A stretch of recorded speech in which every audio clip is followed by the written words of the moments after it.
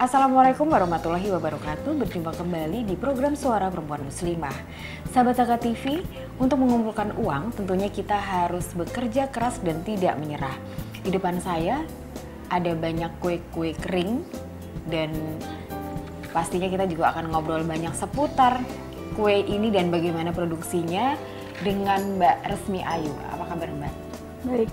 Terima kasih ya sudah datang berbagi dengan sahabat Saka TV. Mbak Resmi Ayu ini saya bisa bilang adalah pengusaha kue kering begitu? Enggak Mbak. Kenapa? Belum pengusaha. Belum pengusaha. Belum. Tapi pastinya sahabat Saka TV juga ingin tahu ya, apa sih yang dilakukan Mbak Ayu dan kenapa di depan kita ada banyak produk-produk kue? Gitu ya. Ya saya cuma memproduksi aja Mbak. Oke, tapi ini ada cerita Sebagian menariknya. Cerita menariknya sebenarnya apa? Ini semua resep dari nenek gitu ya. Tapi sebelumnya Mbak, yang saya ingin tanyakan, Mbak Ayu ini juga memang senang memasak. Sebelumnya Nggak senang. sebelumnya sama sekali nggak pernah masuk dapur ya, kalau bisa dibilang ya. Tapi setelah nenek tuh memberikan sebelum meninggal dia memberikan resep-resepnya ke saya. Nah setelah itu saya mencoba beberapa kali gitu ya. Itu mulai seneng gitu Mbak, mulai seneng dan terus mulai disukai kue-kuenya itu sama orang lain. Terus mulai ada yang mau pesen, itu kayak makin tambah semangat gitu. Tambah semangat untuk bikin dan untuk masak. Untuk masak. Mbak, kok yang dikasih cuma Mbak Ayu? Cucunya nenek ada banyak kan? Ada Banyak. Yang perempuan cuma Mbak Ayu Yang perempuan aja? enggak banyak Mbak. Tapi nggak tahu kenapa cuma saya itu juga nggak tahu. Nggak tahu ceritanya itu kenapa? Nggak tahu di balik itu. Oke, nah Mbak, tapi setelah itu kan ada ceritanya bahwa sebelum nenek meninggal, nenek memberikan resep yang beliau kumpulkan dari majalah atau koran gitu ya, terus dikasih ke Mbak Ayu. Tapi itu langsung dipraktekkan? Sebelumnya sih enggak Mbak. Sebelumnya enggak. Saya nggak berpikir lah maksudnya. Bukan mengecilkan ya, tapi nggak terpikir gitu untuk mencoba itu gitu. Karena kan saya waktu itu juga bekerja ya.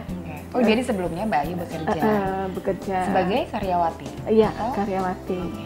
Di salah satu perusahaan swasta lah ya. Nah itu terus setelah itu baru saya nggak tahu ya ada momen apa gitu saya coba gitu. Coba pertama kali itu kue serabi Mbak. Serabi itu juga salah satu dari nenek, dari resep nenek. Nah terus nenek, kebetulan waktu itu belum meninggal nenek. Jadi dia sempat coba, katanya enak gitu. Terus ke saudara-saudara juga saya coba, enak katanya. Terus ya udah banyak yang pesan, mengalir gitu aja gitu. Tapi saat ada pesanan serabi itu Mbak Ayu masih menjadi karyawati? Masih. Belum memutuskan untuk keluar? Belum. Oke. Dan itu jadi saat itu terkenal dengan kue serabinya. Siapa selain keluarga yang juga memesan serabi itu ke Mbak Ayu? Ya teman-teman lah Mbak, teman-teman, tetangga gitu.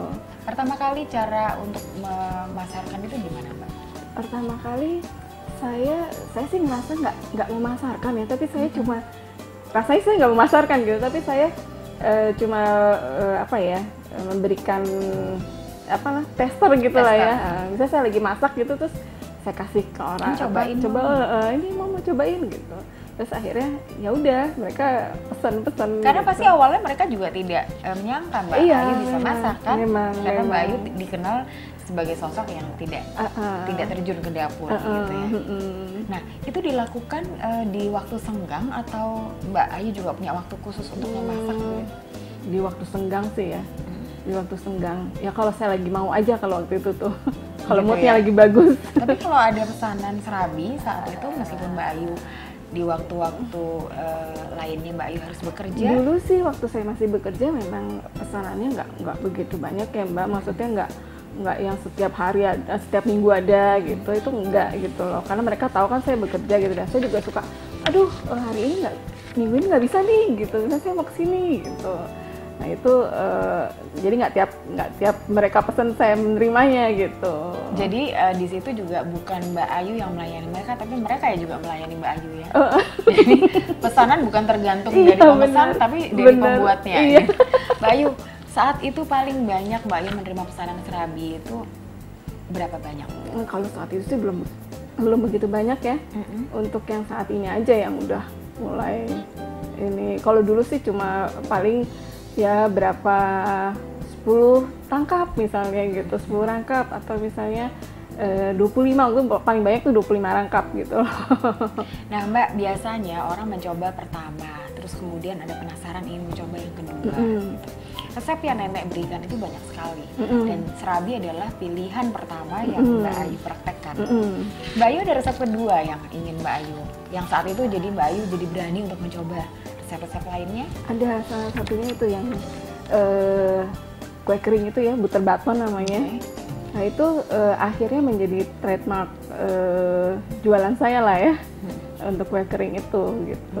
Mbak, sebelum ada yang menarik, itu ada yang menjadi andalan dan sekarang seperti trademark produknya kue keringnya Mbak Ayu.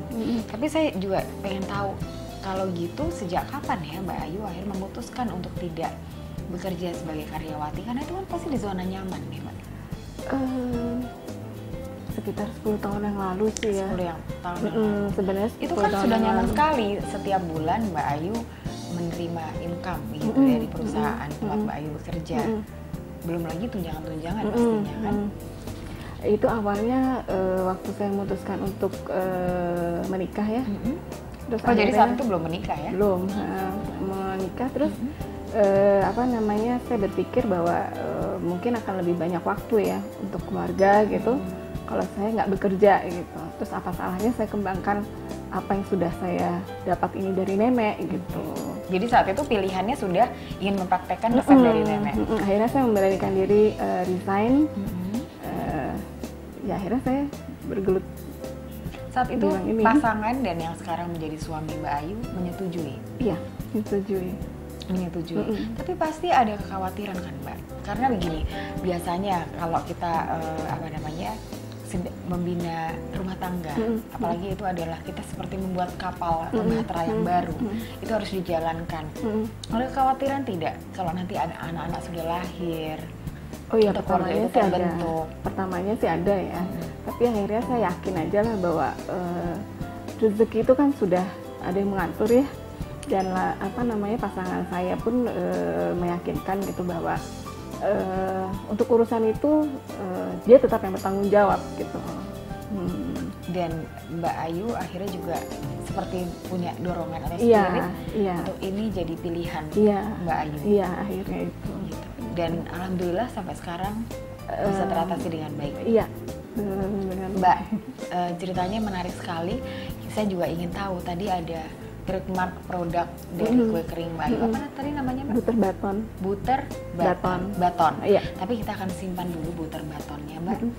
Sahabat Saka TV, kita lanjutkan perbincangan menarik kita dengan Mbak Resmi Ayu dan bagaimana akhirnya butter baton resep andalan sang nenek menjadi andalan produk dari jualanku produksi dari Mbak Resmi Ayu. Saat lagi bersama kami di Suara Perempuan Muslimah.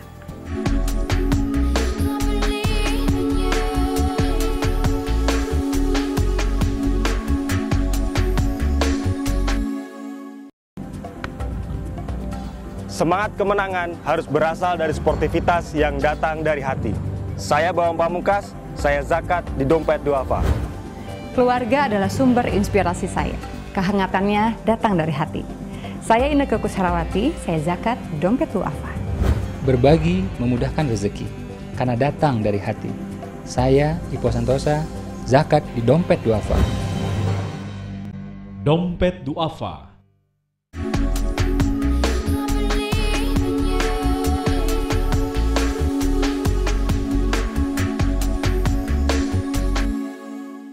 Sahabat Saka TV, seperti janji saya, kita akan berbincang banyak hal tentang butter baton.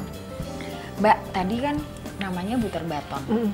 Itu butter baton itu kue tradisi dari tradisional Indonesia atau ciptaan dari nenek sendiri? Sebenarnya sih kayaknya bukan ciptaan dari nenek ya, tapi nenek tuh waktu itu kan ikut kursus juga dia di zaman Belanda dulu gitu ya. Nah itu mungkin salah satu resep yang dia pernah pelajari, itu yang pernah nenek pelajari gitu ya.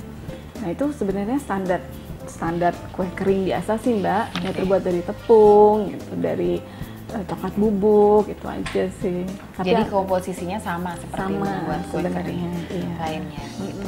Nah dia sendiri keistimewaannya apa? Bentuknya tuh gimana sih Mbak? Bentuknya tuh sebenarnya biasa ya, panjang gitu Mbak, panjang persegi panjang lah ya. Terus atasnya itu ada putih telur sama apa namanya gula halus ya. Oke, dari kayak icing sugar sugar. gitu ya. Sebawahnya itu adonan coklat itu. Gitu. Dan itu biasanya Mbak Ayu itu menjual bebas, tidak ada momen apa-apa atau itu dikaitkan dengan hari raya? Alhamdulillah sih ya, selain hari raya juga banyak yang pesan Mbak.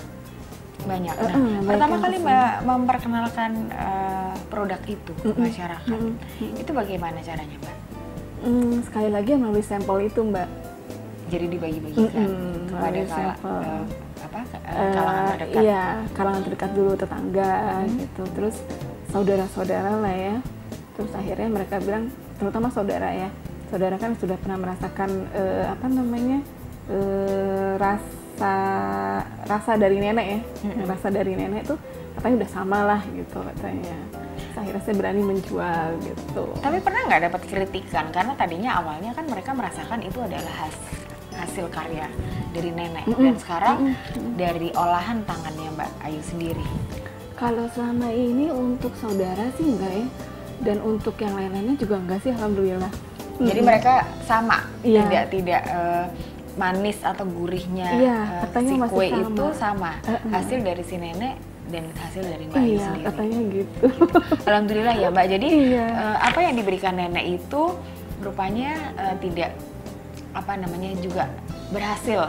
Jadi cita-cita nenek yang tidak sengaja Iya. untuk diturunkan ke Mbak Iya, Ayu, Mbak Ayu mungkin juga gitu. berhasil untuk meneruskannya. Iya, Nah Mbak, banyak orang pesan dan ini jadi resep andalan. Mbak Ayu sendiri juga apakah juga terbuka gitu untuk kalau ada yang bertanya, Ayu ini resepnya apa sih? Gitu. Aku boleh nggak minta? Terbuka saya. Banyak yang juga minta gitu ya. Banyak yang juga minta dan sebenarnya ada juga yang dikasih sama nenek gitu. Waktu nenek masih hidup ya. Terus ada cucu juga yang minta gitu, dikasih. Tapi mereka bilang nggak sama gitu sama buatan saya. Dan Mbak Ayu sampai sekarang juga belum tahu. Belum tahu gimana, apa bedanya, apa bedanya gitu. gitu Iya, mungkin tapi mereka bilang, udahlah itu kali tangannya ya. Tangannya dapat bantuan dari nenek ya. Jadi ada kemungkinan besar waktu itu nenek juga sudah paham, mungkin beliau sudah tahu cucu yang mana yang ini akan diturunkan gitu ya, warisannya kebisaannya. Nah Mbak, sekarang kalau pesanan ya, pesanan kue kering si butter baton ini, itu paling banyak yang Mbak Ayu bisa layani itu sampai berapa? Kalau untuk sehari-hari sih ya, saya itu memang minimal 3 toples ya Mbak ya, kalau untuk sehari-hari ya. Tapi kalau untuk momen lebaran tuh bisa berapa ya? Lebih lah dari 20 lusin gitu, 30 lebih. Lebih dari 30 lusin tuh lebih. Berarti Butter Mbak batonnya Ayu sendiri ya. Berarti Mbak Ayu waktu itu harus merekrut tenaga kerja untuk membantu Mbak Ayu berapa? Saya sih nggak pernah banyak-banyaknya, paling 1 orang gitu. Satu Saya rekrut itu, tapi memang Dan itu teratasi nggak? teratasi sih, tapi ya sampai lembur-lembur sih Mbak. Sampai lembur-lembur gitu. Mbak Ayu, Lembur-lembur. biasanya kalau sebelum hari raya, Mbak Ayu, siapapun dia gitu ya, yang melayani pemesanan kue ini sudah membuka warungnya begitu, menerima pesanan. Mbak Ayu biasanya untuk mundur ke belakang sebelum hari H itu berapa lama? Saya biasanya sebulan sebelumnya itu udah saya umumin siapa aja yang mau pesen gitu. Kebetulan itu juga ada yang mau minat jadi reseller gitu Mbak. Dan Jadi itu Mbak juga sampai sekarang jadi reseller? Jadi maksudnya ada yang minat jadi reseller, jadi sebulan sebelumnya itu saya umumin gitu loh. Jadi yang untuk reseller akan cepet-cepet pesen dulu gitu loh. Mbak Ayu melayani sampai pengirimannya juga? Kadang-kadang kalau misalnya nggak terlalu jauh ya Mbak ya, masih daerah-daerah situ juga ya saya suka layani. Gitu. Sampai saat ini jangkauan terjauhnya di mana Mbak? Jangkauan terjauh saat ini ada pelanggan yang di Semarang sih Mbak. Di Semarang. Di Semarang.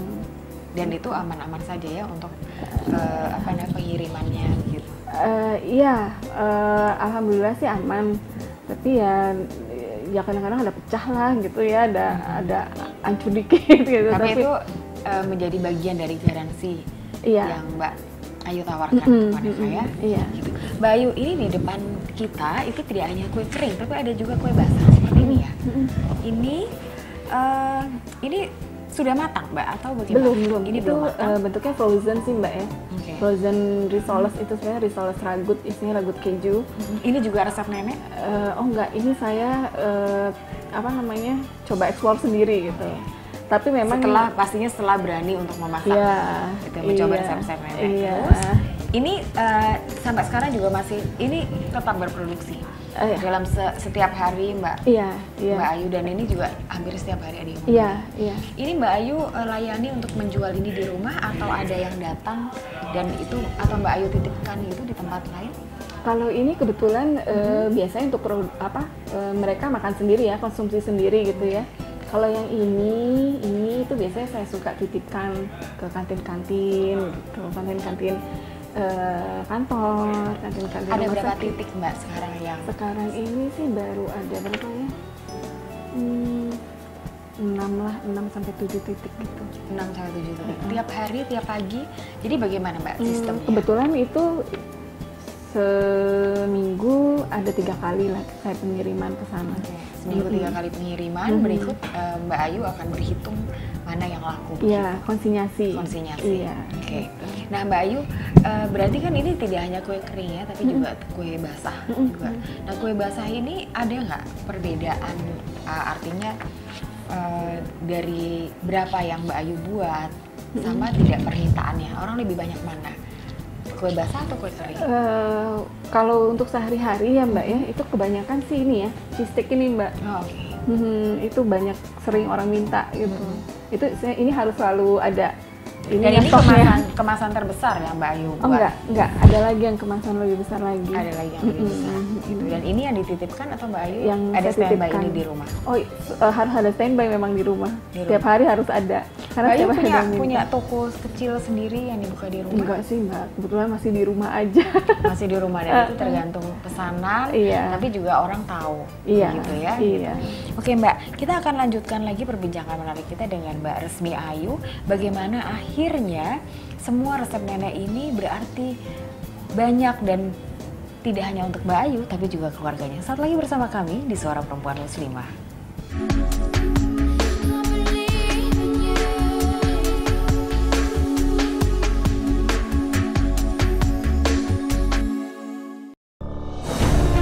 Ketika keindahan dunia merebak keselarasan, berbagi kemesraan. Ketika sejuta tangan merangkai kebahagiaan dalam kehidupan yang harmoni. Ketika zakat Anda wujudkan indahnya dunia.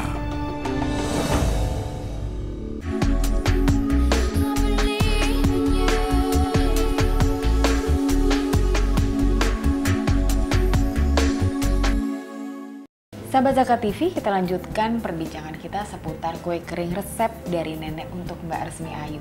Mbak, yang dirasakan sekarang sebagai wiraswastawan ya, jadi pengusaha gitu. Meskipun tadi Mbak Ayu juga nggak mau dibilang pengusaha karena katanya masih kecil, tapi kan dari kecil itu kita bisa jadi besar ya Mbak. Apa sih Mbak yang dirasakan sekarang? Pasti ada beda kan dengan waktu jadi karyawati dulu? Iya sih. Kalau dulu kan karyawati itu kita hidup dari 9 to 5 ya. Iya. Kalau sekarang ini lebih fleksibel gitu loh Mbak waktunya, dan kepuasannya itu lebih saya rasakan gitu. Karena kan kita memproduksi produk kita sendiri gitu. Kalau produk kita itu diterima orang lain dan orang lain itu menjadi senang dengan produk kita, itu rasanya nggak terbayar lah gitu kayaknya perasaan itu. Nah, bicara soal keteraturan, bukan berarti pada saat kita bekerja 9 to 5 itu semua serba teratur itu membosankan. Tapi ada satu sisi positifnya adalah kita menjadi disiplin. Iya. Nah, berikut sekarang di sini kita menjadi fleksibel bukan berarti kita meninggalkan kedisiplinan. Iya. Bagaimana caranya Mbak Ayu untuk tetap disiplinnya itu tetap berlaku meskipun sekarang waktunya sangat fleksibel? Caranya gimana? Caranya ya saya harus mengkuatkan diri gitu ya, bahwa ini meskipun adalah berkarya di rumah. Iya, ini adalah salah satu ladang saya juga gitu mencari uang gitu kan. Kalau saya nggak disiplin ya saya nggak dapat juga dari sini gitu. Nah Mbak, ladang mencari uang gitu ya, itu kan harus selalu selayaknya kita punya ladang itu selalu kita beri pupuk tanahnya, kita cangkul gitu ya. Cara kita mencangkul itu adalah kita selalu sharing ilmu, kita selalu banyak belajar. Iya. Mbak Ayu juga ikut kursus memasak? Ada, saya ada kursus memasak juga, terus saya ikut komunitas untuk memasak ini ya melalui internet gitu. Jadi saya bisa gali tips-tips baru gitu, bahan-bahan kue baru gitu. Ada nggak sih Mbak perbedaan di zaman dulu pada saat kalau kita bicara tentang resep nenek gitu ya, tekniknya? Apakah sekarang kan Mbak Ayu kan mengikuti kursus masak, sharing juga dengan komunitas-komunitas itu, pasti ada nggak sistem yang beda zaman sekarang dengan zaman yang dulu? Kayaknya sih sama aja ya Mbak ya. Sama aja. Sama aja. Cuma mungkin sekarang untuk peralatannya itu lebih canggih. Gitu. Bahan-bahannya bagaimana Mbak? Bahan-bahannya kalau saya bilang sih sekarang sama aja juga sama yang dulu ya. Tapi memang sekarang kebanyakan ya bahan pengembang gitu, atau bahan alternatif gitu bahan alternatif lain gitu yang untuk mengurangi penggunaan telur gitu, atau menimbulkan rasa susu atau apa gitu, itu kan banyak kan kayak gitu. Nah Mbak, ini kan adalah handmade begitu ya, dan ini pasti juga tanpa pengawet. Tapi kan Mbak Ayu harus melayani pelanggan yang sudah begitu banyak gitu ya, atau kadang-kadang juga jarak kayak tadi Semarang. Tidak menutup kemungkinan nanti pasti ada pelanggan lain yang jaraknya juga lebih jauh. Bagaimana Mbak Ayu untuk bisa bertahan agar kualitasnya ini juga sama sedapnya, atau kualitasnya ini juga nomor 1 begitu?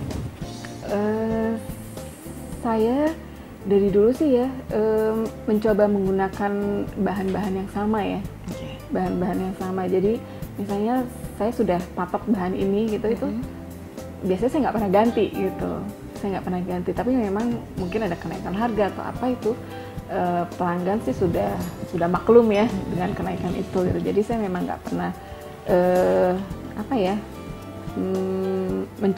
bukan mencoba bahan lain sih, mencoba ya, tapi bereksperimen yang akhirnya itu hanya untuk kepuasan dan kepentingan pribadi Mbak Ayu gitu. tidak lakukan. Dan satu lagi pastinya Mbak Ayu juga sangat menjaga kebersihan gitu ya. Karena itu adalah kunci. Iya, betul. Kunci yang paling murah, tapi juga kita tidak sekedar untuk memberikan sesuatu yang halal, tapi juga yang kaiban begitu ya Mbak. Betul. Gitu. Dan insya Allah jadi nanti akhirnya berkah. Mbak, satu lagi. Dengan apa yang sudah dicapai, meskipun tadi Mbak Ayu juga berkali-kali bilang ini bukan bisnis yang besar gitu, tapi Mbak Ayu sepertinya juga sudah sangat menikmati ini. Apa sih yang dirasakan Mbak? Saya ya untuk ini ya, untuk dari kue ini resep ya, nenek. dari resep nenek ini saya ada alhamdulillah sih Mbak ya, saya udah merasakan umroh dari situ. Terus saya sudah bantu-bantu cuci rumah lah. Bisa umroh, bantu cuci rumah. Ini berarti sudah berjalan berapa tahun Mbak? Ya seriusnya sih baru 5 tahun ya. Baru 5 tahun, tapi ternyata resep nenek ini secara tidak sengaja sudah mengantarkan Mbak Ayu untuk beribadah umroh. Iya, gitu ya. alhamdulillah. Dan sekarang sudah bisa punya rumah sendiri dari bisnis kue ini ya. Iya, maksudnya nggak saya semua sih. Iya, tapi kan paling tidak bisa membantu suami. Iya. Gitu. Nah Mbak, kalau gitu sekarang kan ini kan sudah ada kayak patennya gitu ya, resep nenek yang kalau Mbak Ayu pelajari juga, ternyata resep ini tidak, tekniknya itu sama saja gitu ya dengan sekarang di kursus-kursus masak dan komunitas yang Mbak Ayu ikuti. Bersit nggak sih Mbak Ayu sendiri untuk membuka kursus yang nanti resep nenek inilah yang jadi bahan atau materi-materi pembelajarannya? Ada sih Mbak, tapi untuk saat ini kayaknya belum lah. Saya belum belum banyak gitu loh, belum banyak yang saya gali dari resep-resep itu gitu ya. Jadi kayaknya untuk saat ini saya coba untuk ini dulu aja lah, untuk bereksperimen dulu gitu ya, jadi untuk mengembangkan diri sendiri dulu, baru nanti sharing ke orang lain. Iya. Nah Mbak, belajar terus tadi kan mengembangkan diri dulu sebelum kita ngajarin orang, kita harus belajar untuk diri sendiri. Gimana caranya Mbak Ayu untuk belajar? Selain Mbak Ayu juga ikut komunitas, selain Mbak Ayu juga belajar di tempat-tempat kursus, apalagi? Iya, itu saya kadang-kadang bereksperimen resep itu Mbak, bereksperimen resep. Dari situ kan kita bisa mendapat resep-resep baru lagi gitu dari situ. Jadi dari resep dasar yang ada gitu saya coba mengembangkan lagi gitu. Mbak Ayu juga kalau memang belajar untuk mengembangkan, jadi dari resep dasar mengembangkan, itu Mbak Ayu juga menemukan ada resep baru yang Mbak Ayu buat begitu, yang sekarang jadi andalan. Bukan untuk menyaingi butter baton, tapi Mbak Ayu akhirnya punya satu resep sendiri yang ini adalah karyaku. Ini. Oh, oke. Ini resoles. Ini isinya apa, Mbak? Ragut keju. Ragut keju. Tapi dia bukan kategori kue kering ya? Bukan. Banyak sih orang yang minta diisi daging asap atau diisi mayones atau yang saya bilang itu kan sudah yang lain punya gitu loh.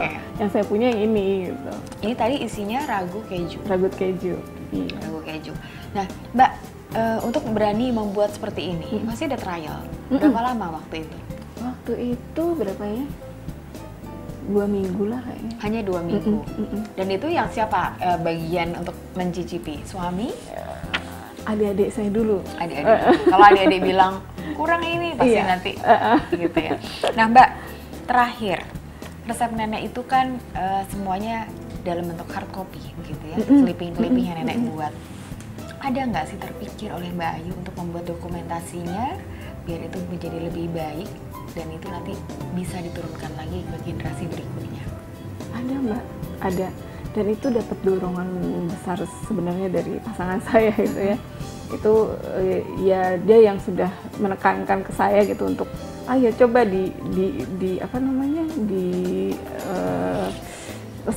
lestarikan gitu dengan cara maksudnya dibuat blogspot atau apa. Untuk blogspot sih saya masih mengumpulkan ininya ya Mbak, datanya. Gitu. Tapi ada rencana mungkin di tahun ini direalisasikan? Mudah-mudahan ya tahun ini. Insya Allah. Iya, insya Allah. Sahabat Zakat TV, kita doakan Mbak Ayu supaya bisa lebih besar lagi usahanya ya Mbak. Amin. Dan terima kasih sudah berbagi dengan kita bagaimana akhirnya Mbak Ayu bersama keluarga bisa hidup dari resep nenek ini. Iya. Sahabat Zakat TV, kadang kita tidak tahu bahwa kita bisa besar dari hal kecil di sekitar kita. Jadi marilah sekarang kita melihat hal kecil itu agar kelak siapa tahu dari hal kecil itu kita menjadi besar. Sampai berjumpa kembali di program Suara Perempuan Muslimah dengan narasumber yang sama inspiratifnya dengan Mbak Resmi Ayu. Wassalamualaikum warahmatullahi wabarakatuh.